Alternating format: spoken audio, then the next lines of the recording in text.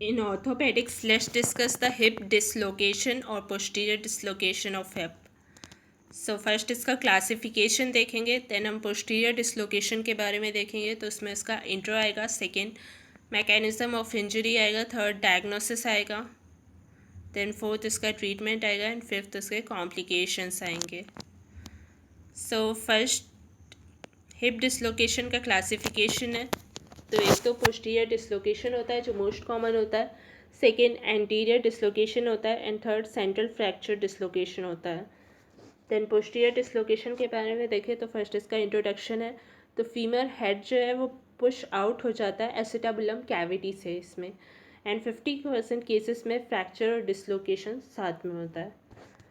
Then second mechanism of injury क्या होता है, तो वायलेंस होता है along the femur shaft along with hip flex, मतलब हिप फ्लैक्स पोजिशन में है तो उस पोजिशन में फीमर शाफ्ट के अगेंस्ट अगर वायलेंस होता है तो उस केस में फिर डिसलोकेशन हो जाता है। तो मोटर एक्सीडेंट्स में मेनली ये होता है और इसको डैशबोर्ड इंजरी भी बोला जाता है। डैशबोर्ड इंजरी इसलिए बोला जाता है क्योंकि कार का ऑक्यूपेंट जो है वो फॉरवर्ड थ्रोन हो जाता है एंड उसका नी स्ट्राइक करता है अगेंस्ट द डैशबोर्ड एंड फिर वो फोर्स ट्रांसमिट होता है फीमरल शाफ्ट के अलोंग एंड जिसकी वजह से हिप का पोस्टीरियर डिसलोकेशन हो जाता है। तो मेनली ये डैशबोर्ड की वजह से होता है।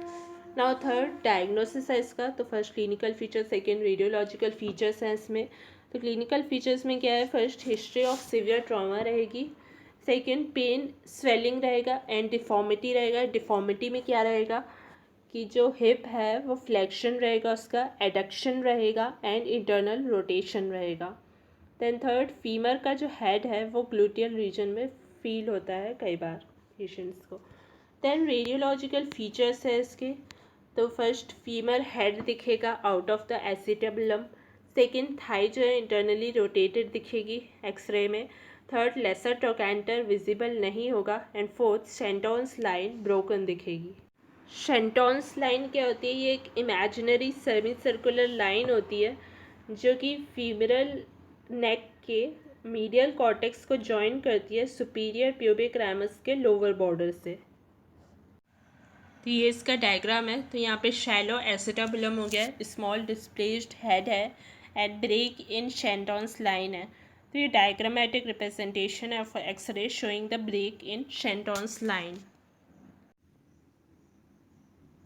देन फोर्थ है हिप डिसलोकेशन का ट्रीटमेंट। तो ट्रीटमेंट इसका इमरजेंसी होती है, ये केस जो होता है इमरजेंसी होता है। फर्स्ट मैनिपुलेशन इसमें किया जाता है अंडर द जनरल एनेस्थीसिया, वही क्लोज्ड मैनिपुलेशन किया जाता है। देन सेकेंड ओपन रिडक्शन किया जाता है जहाँ पे फर्स्ट क्लोज रिडक्शन फेल हो जाए उस कंडीशन में। सेकेंड अगर intra articular loose fragment present है जो कि अलाउ नहीं कर रहा है एक्यूरेट रिडक्शन को, तो उस केस में किया जाता है।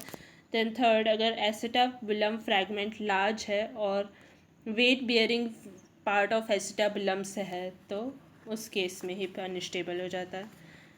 Then third close reduction technique होती है। तो ये फिगर 18.4 में दिया गया है। तो ये है close reduction technique of reduction of hip dislocation. इसमें क्या किया जाता है कि पेशेंट को एनेस्थेसाइज करते हैं फ्लोर पे और सुपाइन रखते हैं फ्लोर पे।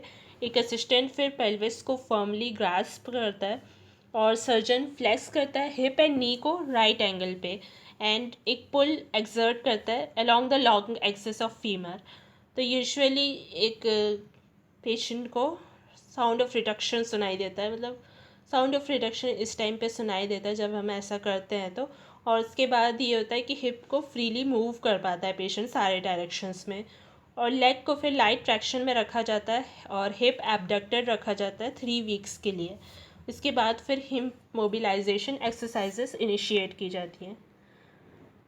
तो इस तरीके से करते हैं इसका ट्रीटमेंट। देन फिफ्थ इसके कॉम्प्लिकेशंस है। तो फर्स्ट शियाटिक नर्व इंजरी हो सकता है इसमें। तो शियाटिक नर्व इंजरी क्यों होता है, क्योंकि शियाटिक नर्व जस्ट पीछे रहती है स्टेपुलम की पोस्टीरियर वॉल के। एंड इसका ट्रीटमेंट कैसे करता है, जनरली इंजरी जो रहती है वो न्यूरोप्लैक्सिया रहती है और ये स्पॉन्टेनियसली रिकवर हो जाती है। एंड अगर सीवियरली डैमेज्ड है तो फिर पुअर प्रोग्नोसिस होता है। सेकेंड एवेस्कुलर नेक्रोसिस है। तो हिप डिस्प्ले हिप रिप्लेसमेंट किया जाता है इस केस में अगर ऑस्टियोआर्थराइटिस हो गया है तो पेशेंट कंप्लेन करता है हिप के पेन की, और ये होता है पेनलेस पीरियड के बाद। जब एक डिसलोकेटेड हिप का ट्रीटमेंट हम करते हैं ना तो उसके बाद एक पेनलेस पीरियड आता है, लेकिन उसके बाद फिर से पेन की कंप्लेन करने लगता है ट्रीटमेंट, तो उस केस में हमें समझ जाना चाहिए कि एवस्कुलर नेक्रोसिस हुआ है। तो कुछ सालों के पीरियड के टाइम पे ऑस्टियोआर्थराइटिस के चेंजेस अपेरेंट होने लग जाते हैं, और इस केस में फिर हमको हिप रिप्लेसमेंट करना होता है। देन थर्ड ऑस्टियोआर्थराइटिस है, तो ये एक लेट कॉम्प्लिकेशन होता है। तो अंडरलाइन कॉज इसका वही एवस्कुलर डिफॉर्म्ड हेड होता है या इनकॉन्ग्रुअस एसिटाबुलम फीमरल हेड। तो इसमें टोटल हिप रिप्लेसमेंट की ज़रूरत होती है। देन है फोर्थ मायोसाइटिस ऑसिफिकेंस, तो इसमें परसिस्टेंट पेन और हिप स्टिफनेस हो जाती है, उसकी कंप्लेन लेता है पेशेंट। देन एक्सरे में क्या दिखता है, फ्लफ़ी बोन मास दिखता है around the hip, and treatment क्या होता है, रेस्ट एंड एनाल्जेसिक्स। तो ये था हिप डिसलोकेशन के बारे में। Thanks for watching.